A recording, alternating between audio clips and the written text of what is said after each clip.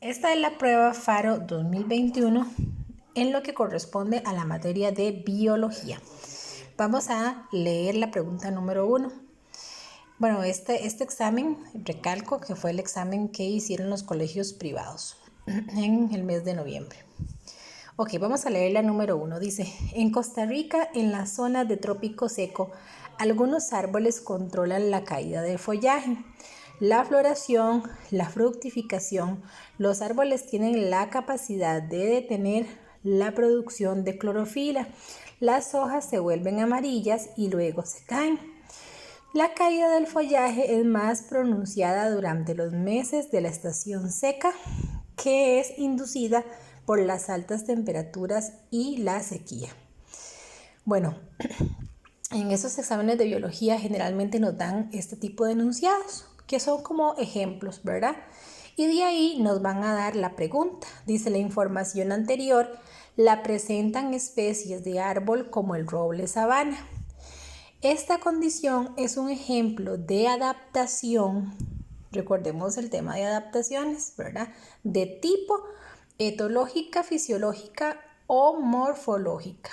Ok, entonces veamos acá que en todo el enunciado me está hablando de procesos complejos, como la producción de clorofila, como que las hojas se vuelvan amarillas y luego tengan un proceso para que se caigan, el proceso de floración, que se den los frutos, la caída del follaje. Vean que todo esto que se menciona en este ejemplo son procesos complejos, ¿verdad? Y propios de este árbol, ¿verdad? Entonces, como es un proceso complejo y propio del árbol, parte de ese árbol, ¿verdad? De todo un proceso que él realiza, se puede decir que es un tipo de adaptación fisiológica. Recordemos que las adaptaciones fisiológicas son las que realizan los organismos de manera compleja, ya sea la digestión, la respiración, la alimentación, ¿verdad?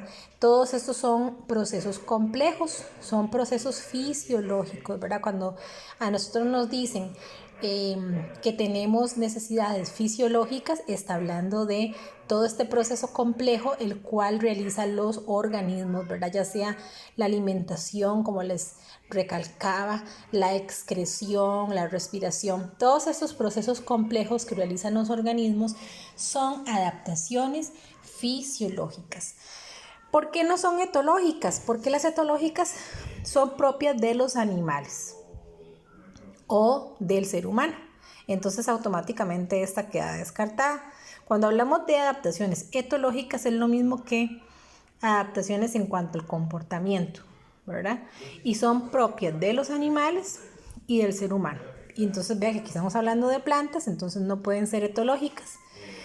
¿Cuáles son las adaptaciones morfológicas? Como su palabra lo dice, morfo viene de forma, ¿verdad? Entonces las adaptaciones morfológicas son precisamente las adaptaciones que están relacionadas con la forma de los organismos, ¿verdad? Más que todo la forma externa, la parte externa de los organismos. Vamos a leer el número 2. Dice, lea la siguiente información sobre tipos de adaptaciones. 1. Las aves migran para huir de la época desfavorable. 2. Las rayas del tigre o las manchas de una jirafa los hacen casi imposibles de detectar en la mezcla de luz y sombra. 3. La recolección de los frutos en otoño por las ardillas es para acumular y tener alimento en la época adversa. Y 4. Los vegetales acuáticos producen modificaciones en su forma corporal para adaptarse a las condiciones de nutrición y luminosidad. De acuerdo a la información anterior, ¿cuál opción identifica a las adaptaciones etológicas? Entonces, cuando hablamos de etología o adaptaciones etológicas, son propiamente adaptaciones en cuanto al comportamiento animal o humano, ¿verdad? Entonces aquí de estos enunciados, ¿cuáles está hablando precisamente de esos comportamientos. Bueno, aquí podríamos hablar que de la número 1, ¿verdad? Porque está hablando de que las aves migran para huir de la época desfavorable. Entonces es un tipo de comportamiento que ellas realizan, que es el proceso, en este caso, de la migración, ¿verdad? Y luego la número 3. La número 3 dice la recolección de los frutos en otoño por las ardillas, ¿verdad? Que está hablando precisamente de un comportamiento que realizan las ardillas, es para acumular y tener alimento en la época adversa, ¿verdad? Entonces vean que las ardillas recogen frutos para poder acumular y lograr tener alimento. Entonces el comportamiento que realizan las ardillas es un tipo de adaptación etológica, el cual ellas utilizan para poder sobrevivir, ¿verdad? Entonces podríamos decir que la 1 y la 3, ¿por qué las manchas del tigre o las rayas del tigre, las manchas de una jirafa, sí, o del tigre, ¿verdad? Que aquí también lo menciona, no es, ¿por qué esta opción no es? Porque esta es una adaptación morfológica, vea que están hablando de algo externo, ¿verdad? De algo, de un color, ¿verdad? De una mancha, de algo que es básicamente de la forma, ¿verdad? Entonces esta no sería etológica. Y la última está hablando propiamente de los vegetales, ¿verdad? Entonces queda descartada que sea etológica, ya que las adaptaciones etológicas son propias de los animales o de los humanos, ¿verdad? El ser humano. Entonces la opción correcta sería la 1 y la 3. Vamos a la siguiente pregunta. Pregunta número 3. Dice, las plantas son seres muy importantes para la vida.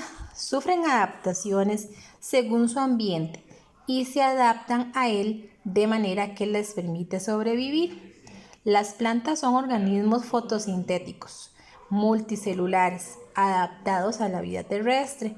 Entre sus adaptaciones está una cutícula que contiene cera. Vean que este enunciado ya viene subrayada, esta frasecita dice cutícula que contiene cera y actúa como una barrera que reduce la pérdida de agua y provee soporte mecánico. Ok, dice la información subrayada anteriormente se refiere a una adaptación de tipo etológica, no puede ser porque etológica es propiamente de los animales o del ser humano, como ya lo mencionamos.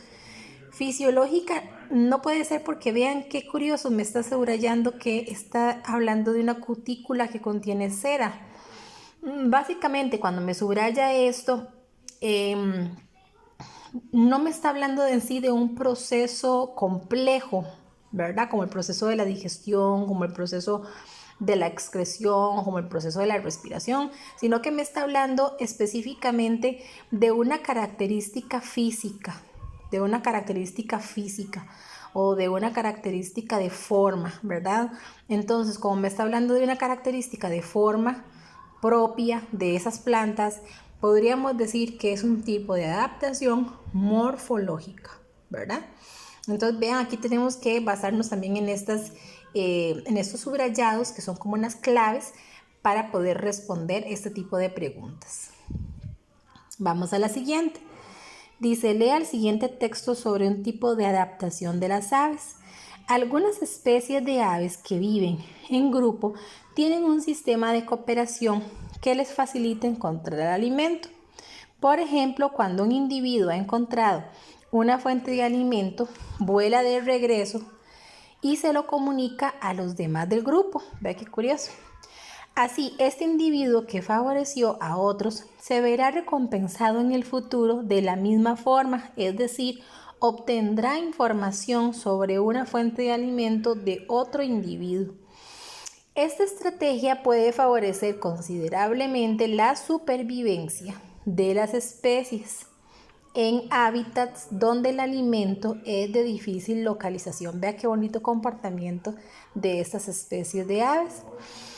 Con base en el texto anterior, se puede afirmar que en ciertas especies de aves, entonces aquí tenemos que ver qué está sucediendo, ¿verdad? Aquí dice, la estrategia de comunicación ayuda con su reproducción. No No, porque aquí no me está hablando absolutamente de que esa estrategia que utilizan las aves de conseguir el alimento y dar la información al resto del grupo, no me está hablando que eso tenga que ver nada con la reproducción. El metabolismo les permite detectar con facilidad el alimento. No, aquí no me está hablando que tenga que ver algo con su metabolismo, ¿verdad? Simplemente que es un medio de comunicación que ellas tienen para poder sobrevivir. Y luego me dice la última, la conducta de cooperación puede incrementar su conservación en su hábitat. Claro que sí.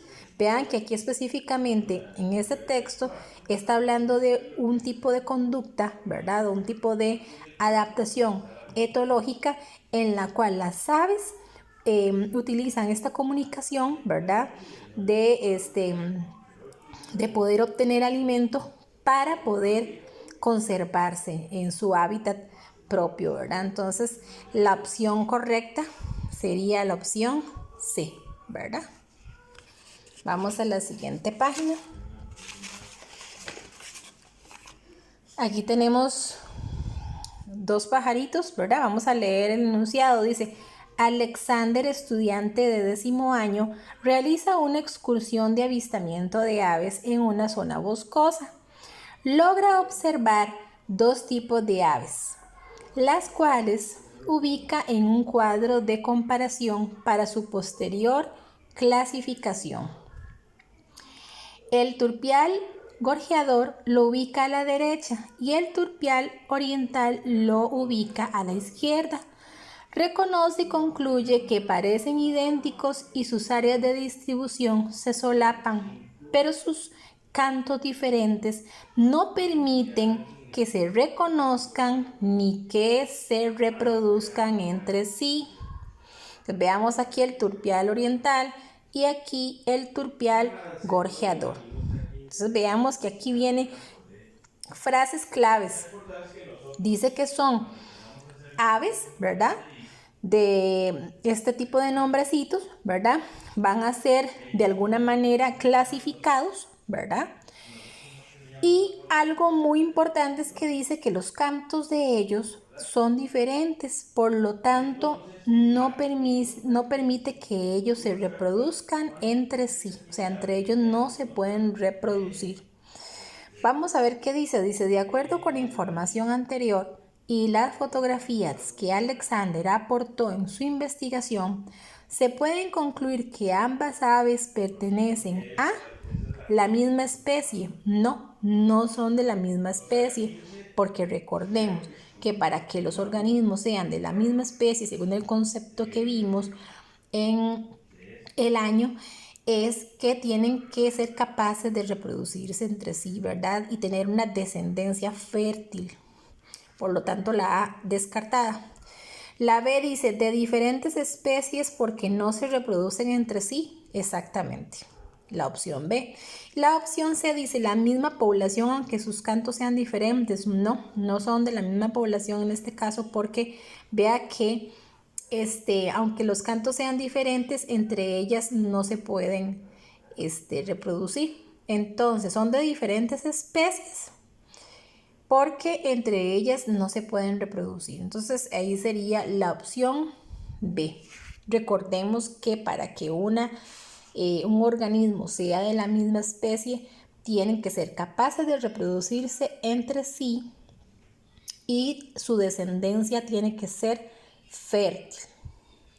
Vamos a la siguiente, dice, a continuación se muestra el número de individuos de 3 especies de aves en 2 hábitats que presentan la misma superficie. Entonces veamos el cuadrito.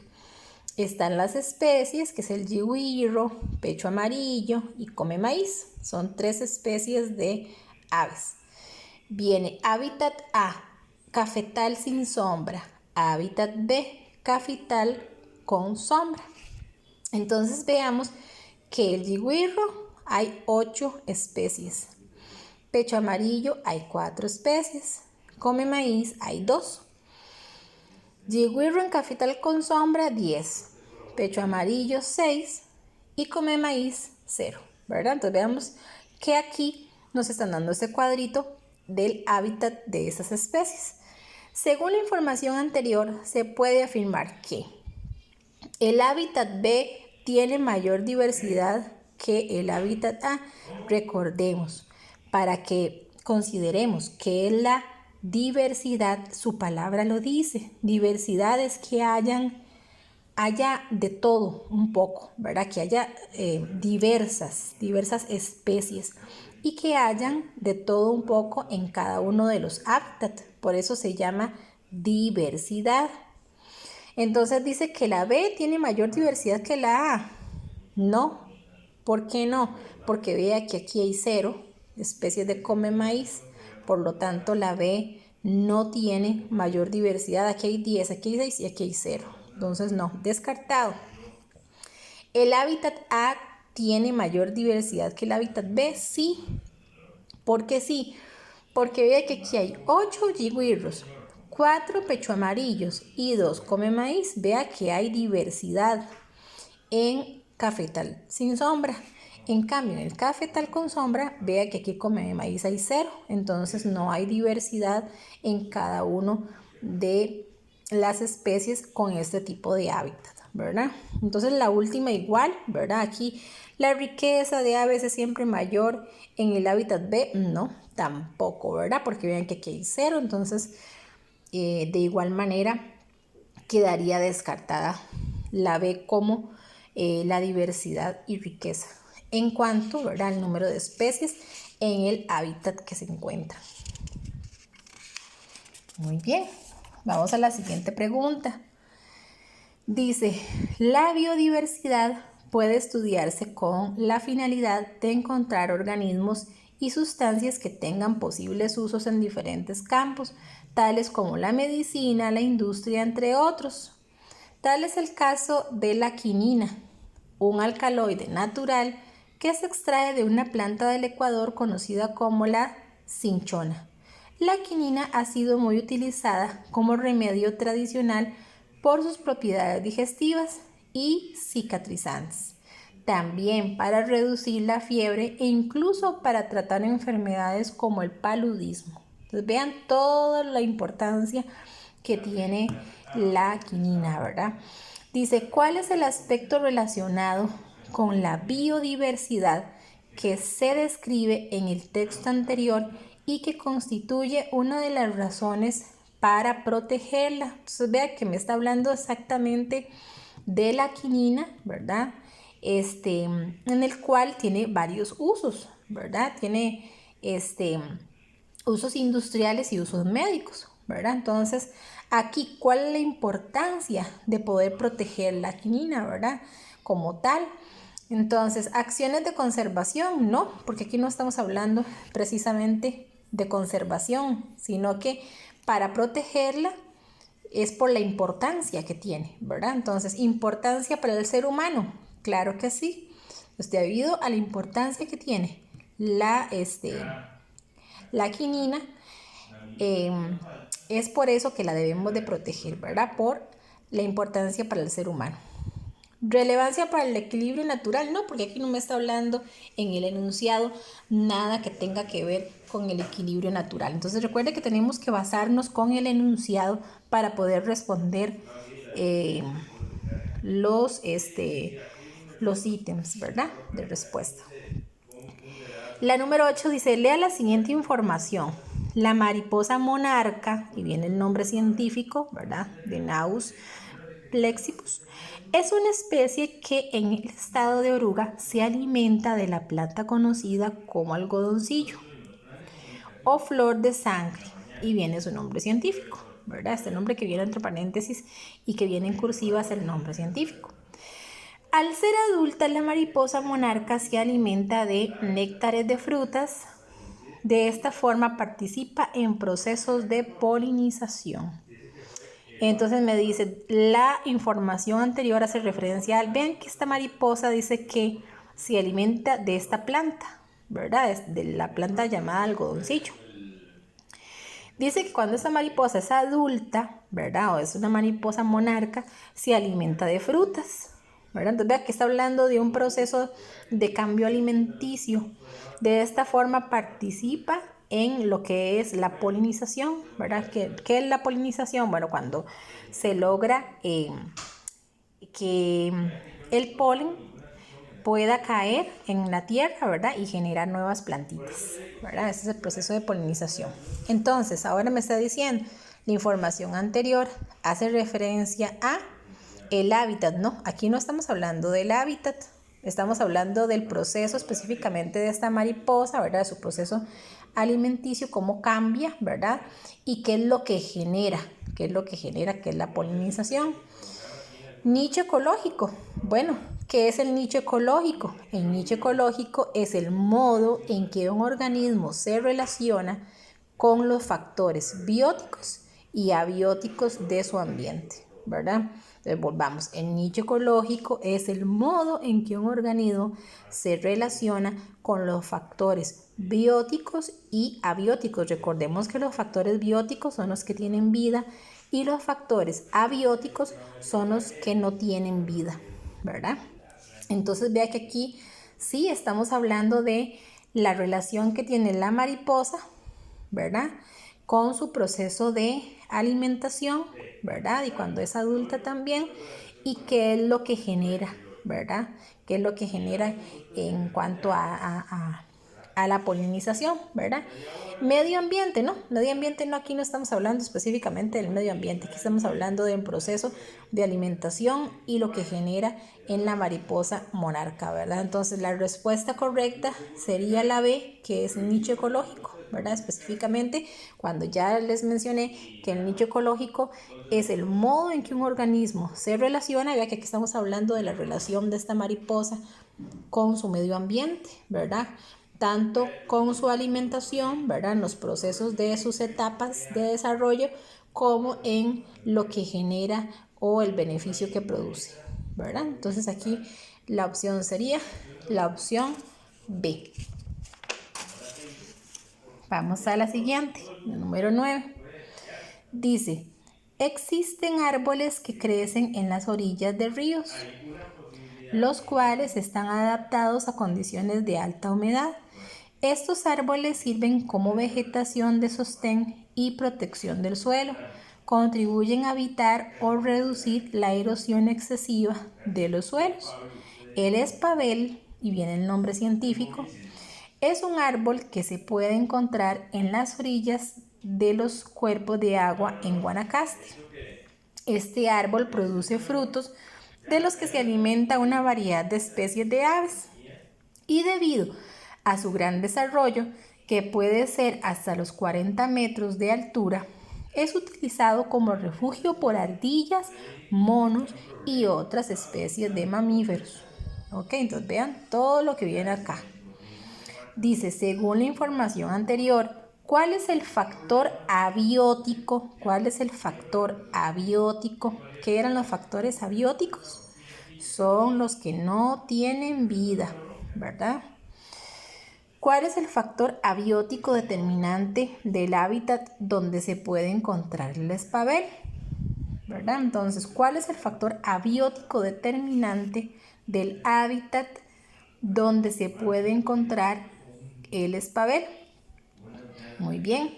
Entonces, si leemos, dice que existen árboles que crecen en las orillas de ríos, los cuales están adaptados a condiciones de alta humedad. ¿Ok? Entonces dice que estos árboles se encuentran en estas condiciones de alta humedad.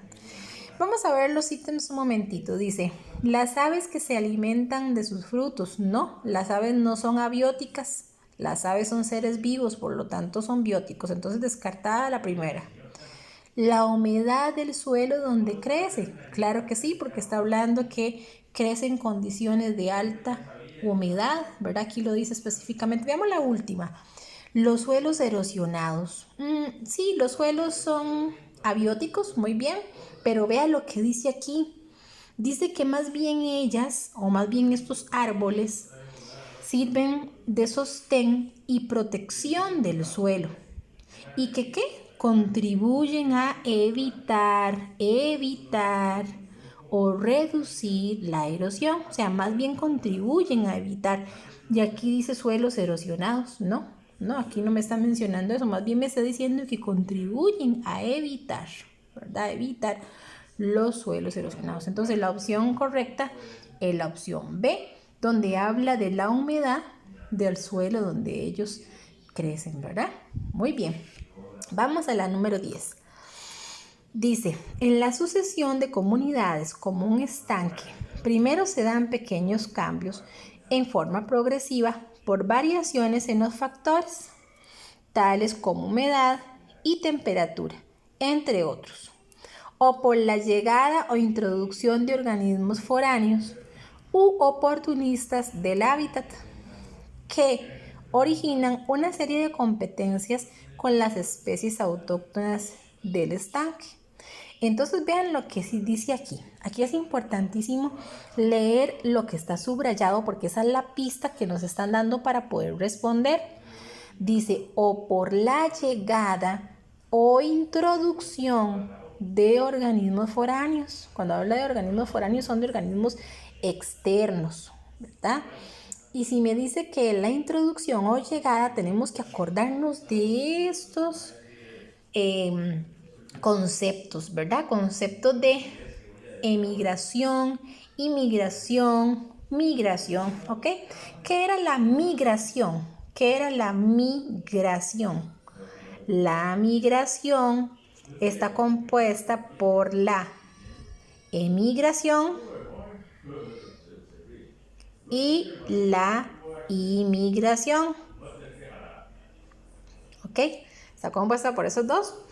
Entonces, la migración es la salida o llegada de organismos o de especies, ¿verdad?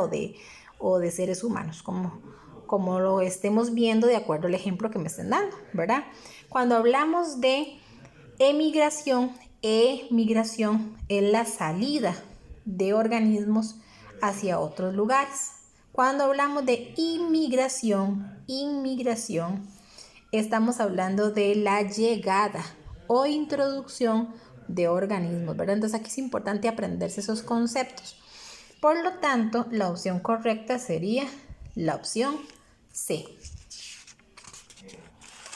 Vamos a la siguiente. En la siguiente dice, las fincas ganaderas en Guanacaste pueden llegar a albergar una gran diversidad de organismos cuando éstas poseen una combinación de hábitats, tales como pastos, cercas vivas o arbustivas. Así, por ejemplo, en un estudio realizado en una finca de la localidad de Nicoya, se observaron especies de aves, entre ellas las más comunes fue el chicopiojo, de la cual se registraron 12 individuos. Entonces dice que del chicopiojo se registraron 12 individuos. Estas aves colocan sus nidos en los árboles a mediana altura, donde nacen de 3 a 5 crías, ¿verdad? Entonces me están dando todo un enunciado acerca de este tipo de aves, ¿verdad? Con base en la información anterior, ¿cuál de las opciones se relaciona con el concepto de tamaño poblacional? ¿Ok? Entonces nos vamos al concepto de tamaño poblacional y dice que el tamaño poblacional es el número de individuos en una población. El tamaño poblacional, como su palabra lo dice, es el número de individuos en una población. Muy fácil, ¿verdad? Entonces, aquí la opción correcta sería la opción B, porque me están diciendo que se registraron ¿cuánto? Se registraron 12 individuos, ¿verdad? Entonces, como se registraron 12 individuos, ese sería el ejemplo que hace referencia o que relaciona el tamaño poblacional, ¿ok? Muy bien, vamos a la número 12. Veamos este dibujito, dice, la siguiente imagen representa la distribución de una población que corresponde a una especie de planta cuyas semillas son dispersas por el viento. Vea que fueron dispersas por el viento, o sea, nadie las manipuló, nadie las colocó. en donde cada punto representa el lugar donde se localiza un individuo en el espacio. Entonces, cada puntito de estos representa dónde se encuentran esas semillas, ¿verdad? Dice, ¿qué nombre recibe la distribución que se observa en la imagen anterior? ¿Aleatoria, agregada u homogénea? Bueno, es aleatoria. ¿Por qué es aleatoria? Porque dice que fueron dispersas por el viento. Si hubiera sido agregada, la agregada es que por voluntad o por algún efecto voluntario es como que ustedes hayan agarrado las semillitas, por ejemplo, de una mata y las hayan colocado en el huequito, ¿verdad? Pero que ustedes mismos lo hayan hecho, no lo haya hecho el proceso de dispersión del viento, ¿verdad? Y homogénea no puede ser porque si ustedes observan aquí no están de manera homogénea, están dispersas y si parten a la mitad del dibujo van a ver más de este lado que de este lado, entonces por lo tanto no va a ser homogénea. Entonces la respuesta de la distribución va a ser la A, que sería aleatoria, ya que por causa del viento se dio de esta manera, ¿verdad? De una manera, llamémosla así, al azar o aleatoria. Vamos por la siguiente.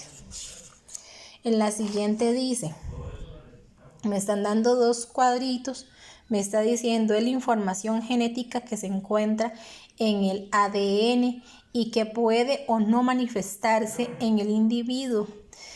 Se refiere a la combinación de los alelos que porta el individuo homocigoto y heterocigoto.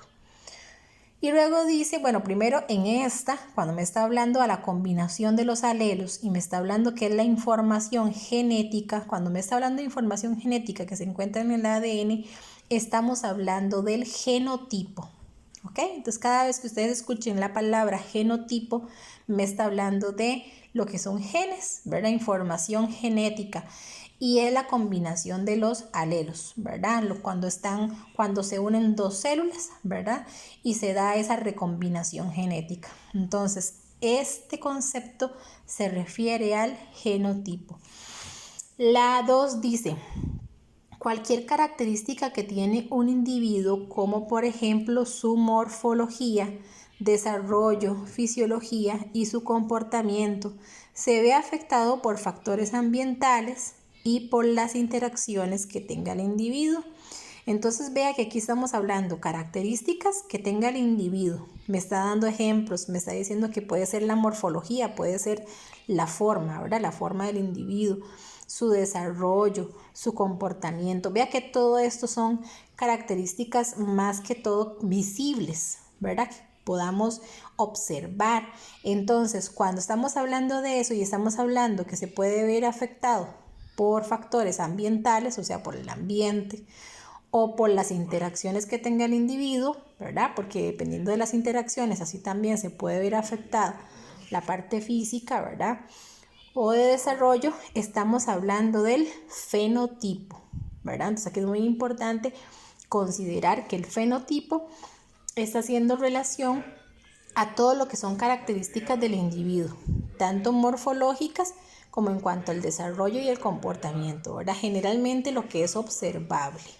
Lo que es observable está relacionado con el fenotipo, con características físicas. Y todo lo que es combinación genética está relacionado con el genotipo, ¿verdad? Entonces, ¿cuál sería la opción correcta acá? Sería la opción B, genotipo, y 2, fenotipo. ¿Ok?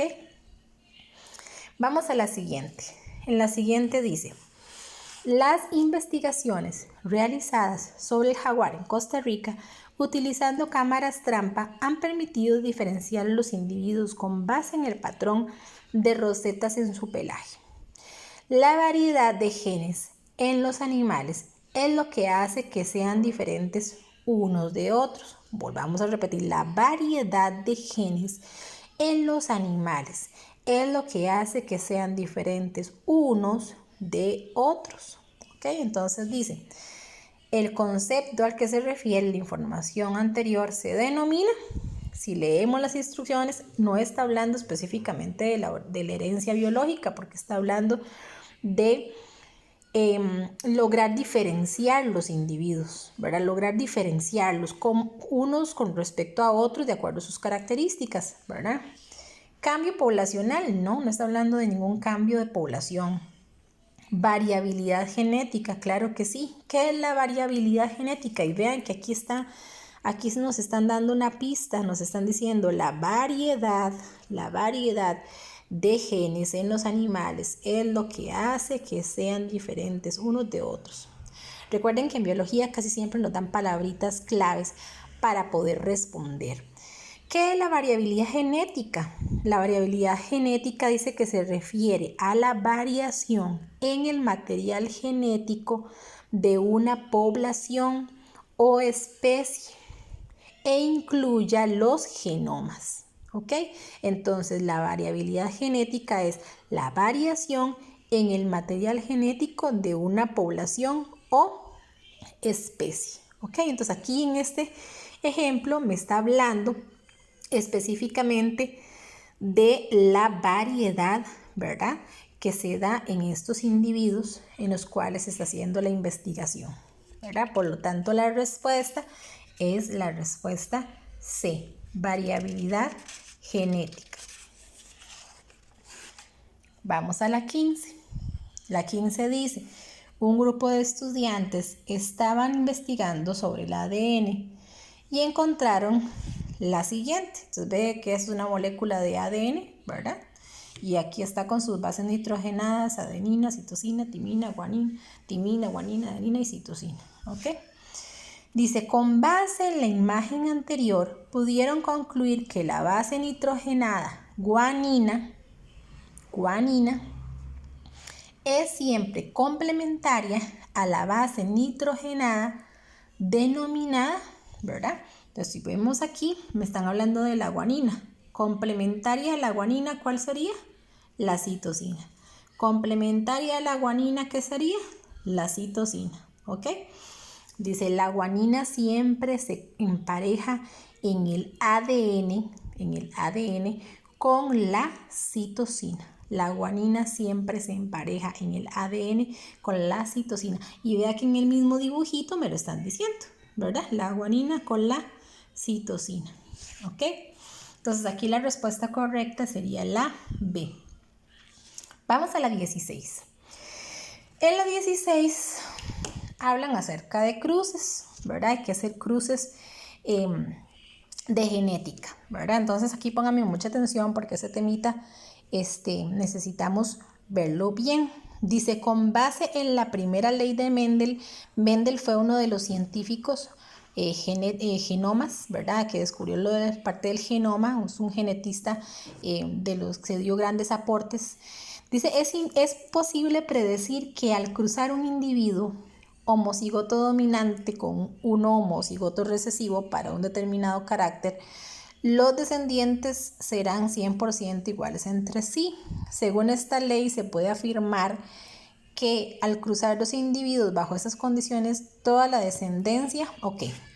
Bueno, primero vamos a ver qué es homocigoto. ¿Qué es algo homocigoto? Bueno, primero vamos a relacionar todo lo que son cruces con letras, ¿ok? Entonces vamos a relacionarlo con letras. Por ejemplo, cuando estamos hablando de algo homocigoto, vamos a decir que son letras que se repiten, ¿verdad? Por ejemplo, aquí hay dos A mayúscula y aquí hay dos A minúscula, ¿verdad?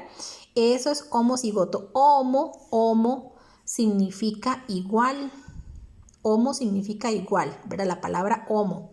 Y cigoto viene de cigoto, ¿verdad? Entonces, cuando hablamos de homocigoto, estamos hablando de dos letras, ¿verdad?, que van a ser exactamente iguales. Ellas representan los alelos en los cuales se van a mezclar para que se dé la recombinación genética. Entonces, me está hablando de que, por ejemplo, cuando hablamos de homocigoto vamos a hablar de dos letras iguales. En este caso específico voy a poner la A, ¿verdad? Vamos a poner la A. Lo hice así de manera aleatoria, pero ustedes pueden poner una B o una C, pero generalmente se colocan las dos letras iguales. Ok, ¿Qué significa homocigoto dominante? Ok, homocigoto dominante tienen que ser dos letras iguales, pero en mayúscula, ¿verdad? Cuando son homocigoto dominantes, tienen que ser dos letras iguales, pero en mayúscula. ¿Por qué? Porque si es homocigoto, tienen que ser iguales, y si es dominante, tienen que ser en mayúscula. En cambio, homocigoto recesivo, tienen que ser dos letras iguales, ¿verdad? Pero como son recesivas, como su palabra lo dice, recesivo es algo pequeño, es algo que casi no se ve. Entonces, homocigoto recesivo serían dos letras en minúscula exactamente iguales, ¿verdad? Ok, bueno. Ahora sí, me están diciendo que según la ley de Mendel, al cruzar un individuo homocigoto dominante, ¿verdad? Entonces, si vamos a colocar un homocigoto dominante, lo vamos a colocar así, la letra A y la letra A. La cruzamos con un homocigoto recesivo, entonces colocamos la letra A y la letra A. Siempre en los cruces vamos a hacer un cuadrito o una tablita como esta, ¿ok? Entonces siempre vamos a hacer una tablita de ese tipo, donde vamos a colocar las letras, unas hacia la derecha y otras hacia abajo, ¿ok? Para poder realizar los cruces. Voy a hacerlo aquí aparte para que ustedes puedan observarlo mejor. Entonces, vamos a hacer, cada vez que me digan que haga un cruce, vamos a hacer una tablita de esta manera, así. Vamos a colocar las primeras letras hacia la derecha y las otras letras hacia abajo. Este cuadrito lo vamos a dejar sin completar, no le vamos a poner nada. Y aquí vamos a realizar los cruces, porque me están diciendo que estamos cruzando, leamos el problema. Dice, al realizar el cruce de un individuo homocigoto dominante, ok, entonces homocigoto dominante son dos letras iguales en mayúscula, con otro individuo homocigoto recesivo, entonces ponemos dos letras en minúscula hacia abajo, ok. Bien, ¿cómo vamos a hacer el cruce? Vamos a hacerlo de la siguiente manera. Multiplicamos la de arriba con la de abajo. A por A mayúscula y A minúscula. A por A mayúscula y A minúscula. A por A mayúscula y A minúscula. Y esta segunda A por esta otra A mayúscula y A minúscula. Vea que lo que estamos haciendo es recombinando. Estamos recombinando este gen con este otro para que me dé esta mezcla.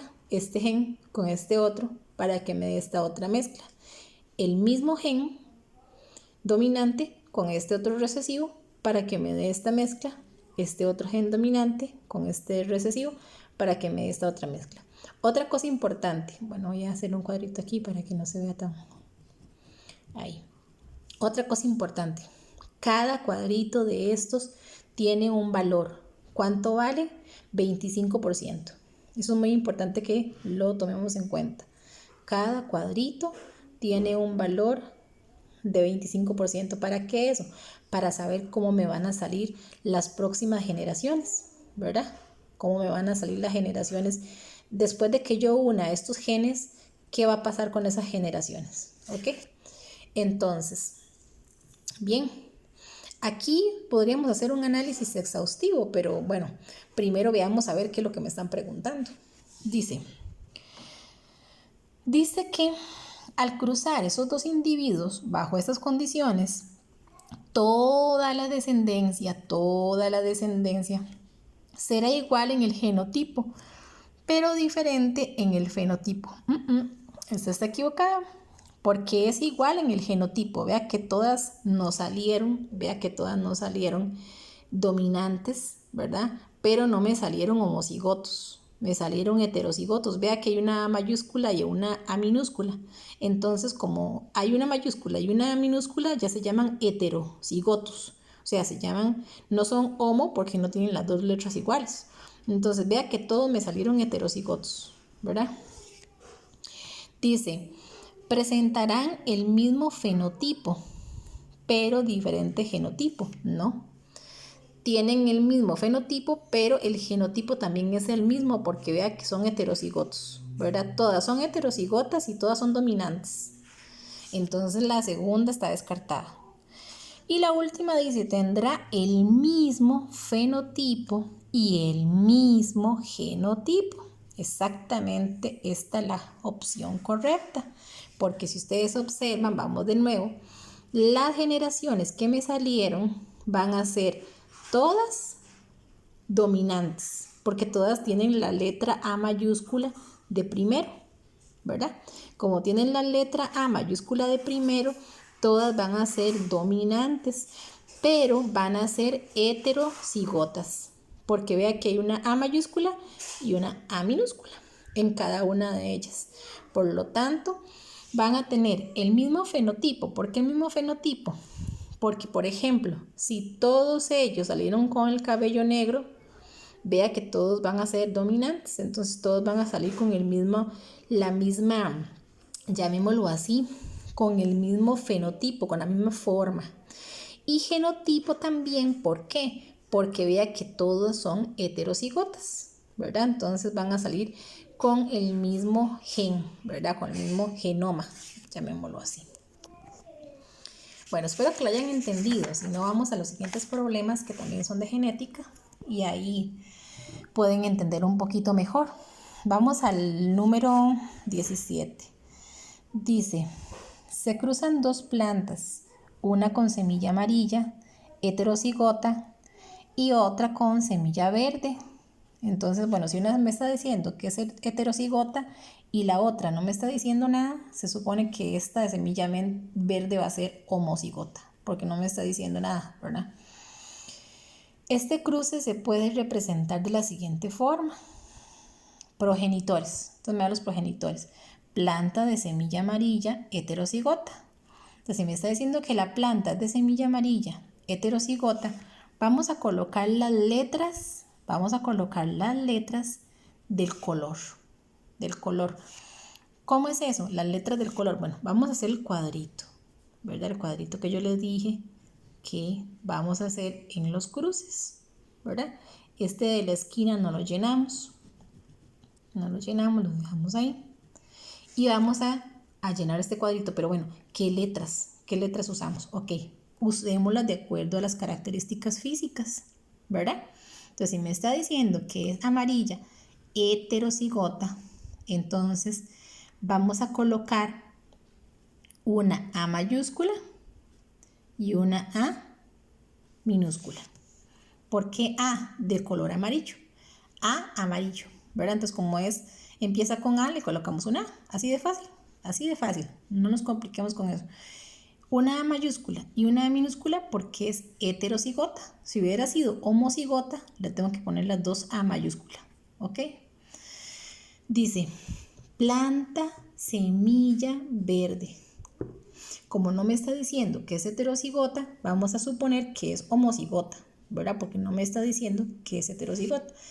¿Qué letra le vamos a poner? Le vamos a poner la letra de acuerdo al color. Entonces dice que la semilla es de color verde.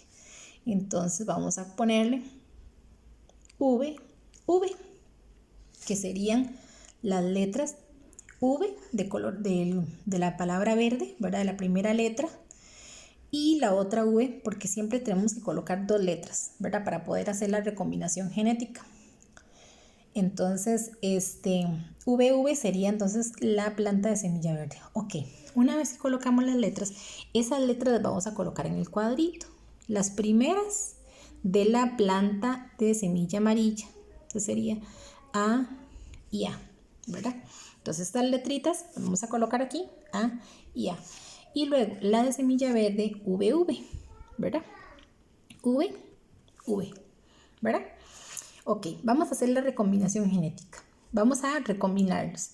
A por V, que me da A, V, ¿verdad?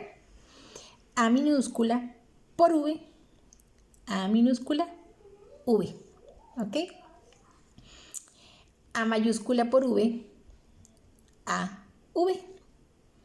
Y A minúscula por V, A minúscula V. ¿Ok? Entonces, veamos qué nos salió en las generaciones. Esas son las generaciones que obtuvimos de producto de esa recombinación. Entonces, si observamos, me está dando un 25 y un 25 serían 50. Un 50% de semillas, un 25% de semillas amarillas heterocigotas, ¿verdad? Un 25% de semillas amarillas heterocigotas. Y aquí sería 25 y 25, un 50% de semillas, en este caso también serían heterocigotas, ¿verdad? Y también serían amarillas, pero en este caso serían recesivas, ¿verdad? ¿Por qué recesivas? Porque vean que salieron en minúscula, entonces los genes van a ser recesivos. Bien, vamos a leer qué nos están preguntando. Dice, con base en la información anterior, ¿cuánto porcentaje de plantas representa semillas de color amarillo? ¿Verdad? Entonces aquí tenemos que ver cuáles de ellas salieron de color amarillo. Entonces cuando me están preguntando que cuáles salieron amarillas, aquí lo que me están diciendo es que tenemos que considerar su carácter dominante, ¿verdad? Cuáles salieron amarillas, ¿verdad? Con ese carácter dominante. Entonces sería 25 y 25, ¿verdad? Para un total de 50, que serían las que me salieron amarillas en este caso. Entonces la opción correcta sería la opción B, de acuerdo a la recombinación que hicimos. Muy bien, vamos a la 18. En la 18 es un problema que está relacionado con los grupos sanguíneos, ¿ok? Entonces aquí es muy importante que en su examen o en el examen que les den esta tabla. Una tabla de grupos sanguíneos para poder hacer las recombinaciones genéticas. Por ejemplo, me tienen que dar una tabla donde esté el fenotipo, grupo A, grupo sanguíneo B, grupo AB y grupo O, y después me den los genotipos posibles. Cuando tengo el grupo de sangre A, los genotipos posibles, son IA y A o IA y la I minúscula. En el grupo B, 2I B mayúscula, ¿verdad? Estas B están como elevadas, parece que estuvieran como un elevado. O y B y minúscula. Cuando me dan el grupo AB es IA y B. Y cuando me dan el grupo O son 2 I pequeñitas. Esa tablita sería bueno que la tengan en el examen porque es con la que ustedes se van a guiar. Si no, entonces mejor apréndanselas porque sí la van a ocupar para poder desarrollar los problemas en cuanto a lo que son grupos sanguíneos. Vamos a leer el problema.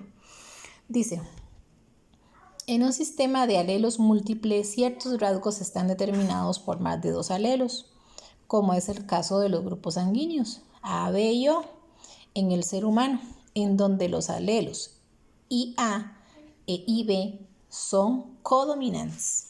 Ok, entonces viene ese enunciado y después me dice, si se considera la información anterior, ¿cuál es el tipo de sangre que tendrán los descendientes del cruce entre un hombre de un grupo sanguíneo O y una mujer del grupo sanguíneo A? ¿Ok? Perdón. Y una mujer de un grupo sanguíneo AB, ¿verdad? Ok, entonces vamos a hacer la tablita de los cruces. Entonces hacemos una tablita como ya les expliqué, igual al ejemplo anterior. Pero entonces, aquí como me están diciendo que el hombre es de grupo sanguíneo O, entonces me tengo que venir a la tablita del grupo O. ¿Cuáles son los alelos posibles del grupo sanguíneo O? Aquí dice que los alelos posibles son I y la otra I minúscula. Eso es lo que dice. Vamos a tachar este cuadrito para que no nos enredemos aquí. Entonces, dice que el hombre es grupo sanguíneo O. Entonces me vengo aquí, grupo sanguíneo O, y dicen que sus alelos son I, ¿ok? Y que la mujer es de grupo sanguíneo AB. Entonces me voy a la tablita de grupo sanguíneo AB y veo que aquí dice IA y B. Entonces vengo aquí en la tablita y pongo IA y B, ¿verdad? Vea que lo que estoy haciendo es colocando los alelos en el cuadrito para poder hacer las recombinaciones respectivas, ¿verdad? Muy bien, hagamos las recombinaciones a ver qué nos sale. I por I, entonces aquí vamos a colocar, que no se nos olvide porque dice que son codominantes, entonces primero vamos a colocar las mayúsculas. I, A, I, ¿verdad? Es I por IA y A, I. Aquí lo que estamos haciendo es que estamos multiplicando y colocando las letras. I por I, entonces I, B. Y B, I minúscula. Y lo mismo aquí, ¿verdad? Aquí es I, IA por I, I, B por I, BI, ¿verdad? Entonces aquí lo que estamos haciendo es la recombinación genética, ¿verdad? De esto. Y igual, ¿verdad? Cada cuadrito vale un 25%, entonces como cada cuadrito vale un 25%, podríamos sacar aquí una respuesta, ¿verdad? Una respuesta, pero primero vamos a ver los ítems de qué es lo que me están preguntando. Dice el 50% grupo A y el 50% grupo B. Ok, vamos a ver si es cierto, porque dice entonces que ¿cuál es el tipo de sangre? ¿Cuál es el tipo de sangre que tendrá la descendencia del cruce de este hombre y esta mujer? Entonces veamos que aquí dominante sería IA, 25, 50, ¿verdad? Aquí me está dando un 50% de tipo A. Y aquí sí, 25 y 25 me está dando otro 50% del grupo B. Entonces sí podemos decir que tenemos esa descendencia con un 50% del grupo A y un 50% del grupo B. ¿Por qué no la segunda opción? Por ejemplo, aquí me dice 50% del grupo AB y 50% del grupo O. No, ¿por qué no?